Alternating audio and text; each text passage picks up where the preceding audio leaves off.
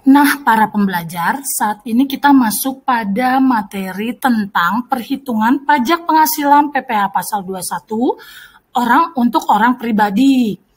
Setelah minggu lalu atau di materi sebelumnya, Ibu sudah menjelaskan tentang teori yang ada di dalam atau yang menyangkut tentang pajak penghasilan PPh 21. Untuk materi kali ini, Ibu akan membahas tentang cara menghitungnya.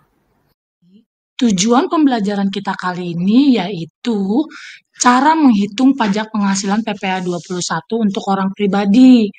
Nah, untuk itu kita akan belajar bagaimana sih cara menghitung pajak penghasilan itu, khususnya PPh pasal 21 terhadap subjek pajak orang pribadi.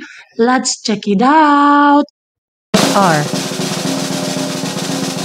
you ready? Oke, pada video kita kali ini kita akan membahas mengenai bagaimana cara menghitung pajak penghasilan pasal 21, teman-teman. Kalian tonton terus video ini untuk kalian bisa menghitung perhitungan pajak penghasilan pasal 21. Tapi sebelumnya jangan lupa simak video saya yang sebelumnya nih. Judulnya tentang materi pajak penghasilan pasal 21. Udah ikutin pasal terbaru loh. Karena kalau kita mau belajar pajak, kita harus ikutin undang-undang terbarunya, teman-teman.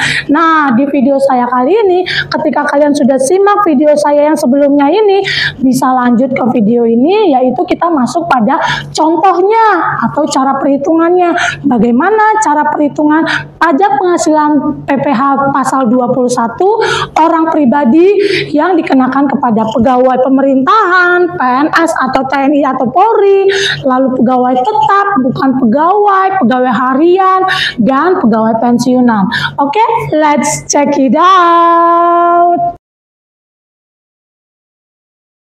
Sebelum kita masuk ke perhitungan pajak yang harus dibayar oleh subjek pajak, maka kita harus tahu dulu nih ya bahwa kita harus mengurangi dengan beberapa elemen dari nilai gaji total yang diterima si subjek pajak.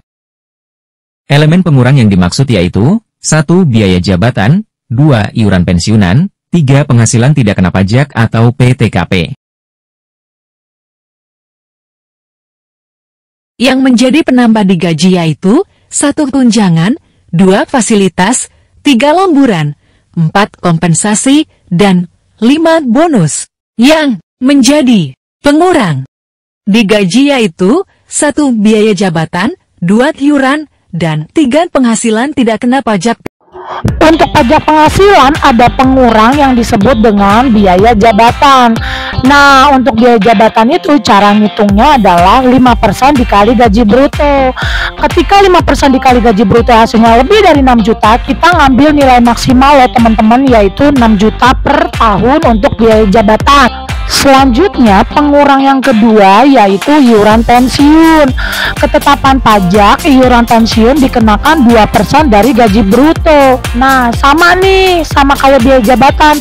Kalau 2% dikali gaji bruto hasilnya lebih dari 2.400.000, kita harus ngambil batas maksimalnya yaitu 2.400.000 per tahun untuk iuran pensiun. Yang ketiga itu ada PTKP. Di dalam penghasilan tidak kena pajak itu dikenakan kepada si wajib pajak itu sendiri. Nah, tinggal si wajib pajak itu status kawinnya apa. Kalau dia kawin maka ada tambahan lagi 4.500.000 disertai dengan tanggungan. Maksimal tanggungan itu adalah 3 orang, di mana tanggungan per masing-masing tanggungan yaitu sebesar 4.500.000. Jadi kalau maksimal tanggungan 3 orang ya 3 dikali 4.500.000 sebagai penambah pengurang di PTKP-nya si wajib pajak. Nah, sekarang kita masuk pada slide yang membahas mengenai contoh perhitungan pajak penghasilan pasal 21. Di slide ini, kita mau kupas tuntas tentang cara berhitungnya teman-teman. Kalian mau tahu kan, bagaimana cara menghitung PPh pasal 21 atas penghasilan orang pribadi apabila kita mau menghitung pajak penghasilan? Maka, yang pertama kali kita harus tinjau adalah semua pendapatan atau penghasilan per bulan harus kita kalikan 12. Jadi nilai rupiahnya itu harus dijadikan dulu nominal penghasilan 1 tahun teman-teman. Gaji 1 bulan dan penghasilan tambahan lainnya 1 bulan, kita jumlahkan dahulu semuanya. Lalu kita kalikan 12. Berikutnya kita masuk ke contohnya nih. Yuk kita simak video ini dan kita breakdown soalnya secara mendalam melalui contoh soal yang ada. Sebelum kita masuk ke contoh soal, kita bahas dulu tentang penghasilan tidak kena pajak. PTKP ini menjadi pengurang untuk akhirnya mendapatkan nilai PKP nantinya atau penghasilan kena pajak. Dan di PTKP ini sudah ditentukan di aturan pajak PMK 101 garis miring PMK 010 garis miring 2016, di mana PTKP wajib pajak itu adalah 54 juta, sedangkan kawin ada tambahan 4.500.000 dan masing-masing tanggungan dikenakan 4.500.000. Tapi maksimal tanggungan itu hanya 3 orang ya yang ditanggung 4.500.000 dan dikalikan ke 3. Itu untuk perhitungan PTKP. Nah, dari sini, dari PTKP kita akan mendapatkan PKP.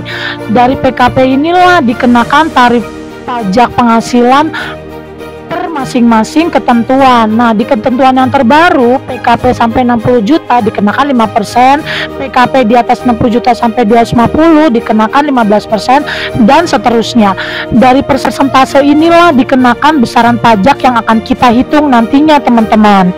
Nah, sekarang kita masuk pada soalnya nih teman-teman. Soal tentang pajak penghasilan kita bahas dulu untuk yang PNS ya, karena kategorinya dalam perhitungan pegawai pemerintahan atau PNS atau TNI Polri itu pajak penghasilannya ada sistem digunakan per. Nah, biasanya di dalam soal itu diketahui nih besarnya gaji, tunjangan-tunjangan, pendapatan-pendapatan itu diketahui. Jangan lupa nanti dikurangi dengan biaya jabatan, iuran pensiun, dan PTKP. Nah, biasanya dari bulan Januari sampai November untuk pegawai pemerintahan PNS TNI atau Polri dikenakan tarif efektif prorata atau disebut RER per kategori. Nah, untuk yang ini kategori A, ada yang tidak kawin tanpa tanggungan, tidak kawin dengan satu tanggungan, dan kawin tanpa tanggungan.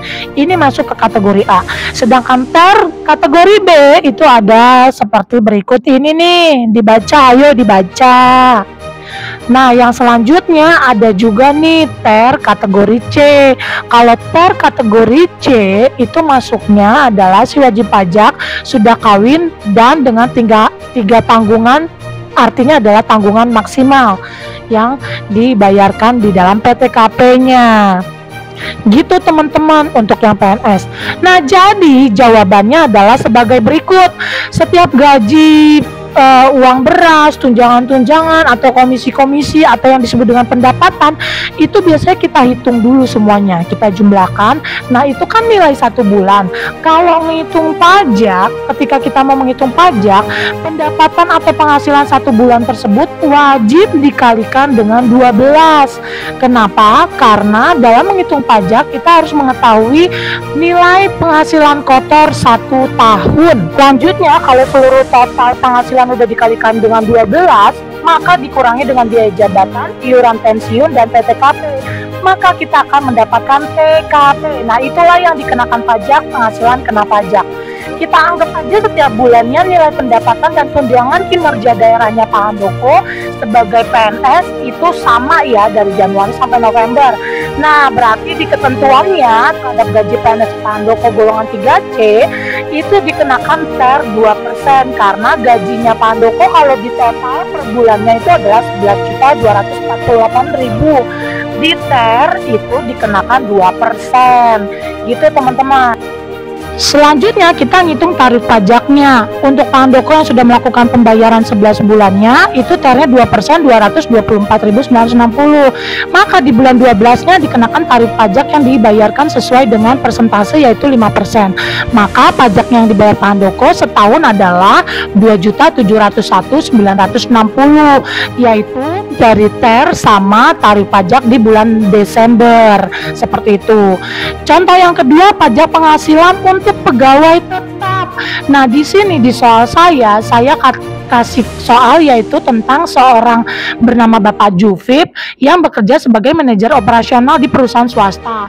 Dia memiliki 2 orang putri dan 2 orang anak angkat.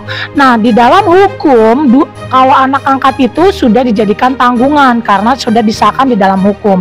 Di sini juga Pak Jufib sudah menikah. Nah, gaji-gajinya pasti terbreakdown di dalamnya. Semua fasilitasnya, semua asuransinya, semua ditambahkan. Nah, jawabannya begini nih teman-teman. Semua penghasilan dalam per bulan punya Pak Jufib sebagai manajer operasional kita tambahkan sampai asuransi jaminan kecelakaan. Lalu per bulannya dikalikan 12. Setelah itu dikurangi biaya jabatan, iuran pensiun dan PTKP-nya Pak Jufib. Nah, di sini didapatlah PKP-nya Pak Jufib sebesar 160.482.000 untuk dikenakan tarif pajak. Menurut ketentuan pajak, tidak serta-merta PKP yang sudah diperoleh langsung dikali dengan tarif pajaknya. Dalam hal ini langsung dikalikan tarif pajak 15%. Kenapa? Karena dikenakan tarif pajak bersifat proporsional. Jadi ada batasannya nih. Untuk nilai yang 60 juta dari gaji PKP-nya Pak Jufib, dikalikannya sama 5% dulu. Lalu sisanya 100.482 baru dikalikan dengan persentase berikutnya yaitu 15%. Nah, itulah sistem tarif pajak proporsional, jadi tidak serta-merta dikalikan dengan persentase tarif pajaknya. Oke, sekian video dari saya, semoga bermanfaat dan menambah khazanah ilmu kalian dalam belajar pajak. Jangan lupa subscribe. Terima kasih.